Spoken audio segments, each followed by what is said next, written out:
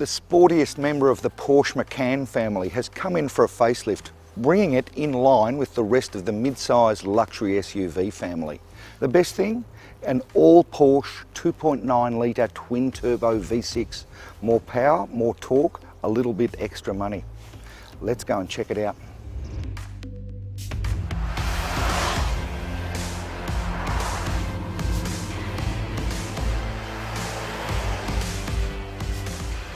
So the GTS completes the midlife makeover of the Macan, the smaller brother to the Cayenne, which first appeared in 2014, so only 5 years ago, although it feels much longer than that.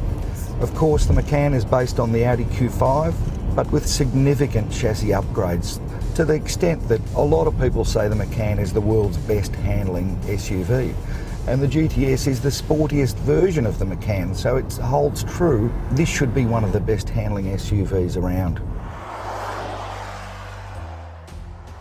The latest GTS also carries over all those GTS hallmarks. Alcantara trimmings on the seats and steering wheel, aluminium trimmings, dark look specific front and rear bumpers, a black rear wing, big 20-inch wheels with bigger discs. So it doesn't just look the goods, it stops, turns and goes as the GTS moniker promises it should.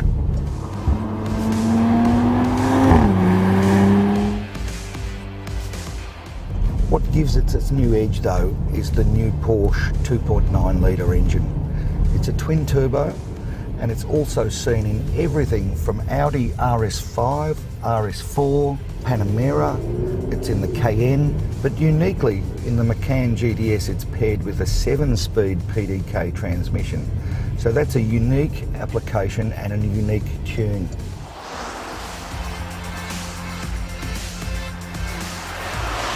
It sounds a whole lot better and more flexible than the 3-litre Volkswagen V6 that it replaces, but it's still not fantastic in sport mode or with the exhaust button pushed. It's certainly not AMG V8, but it's good enough to send this car, despite its almost 2-tonne curb weight, to 104.7 seconds. That's rapid in anyone's language. Not as rapid as the Macan Turbo, but combined with a tighter chassis that rides lower, bigger brakes, very direct steering, this is one of the sportiest SUVs you can buy, certainly in the mid-size sphere. But from a base price of $110,000, which is about $32,000 less than the Macan Turbo, I think the GTS is the peak of the Macan bunch.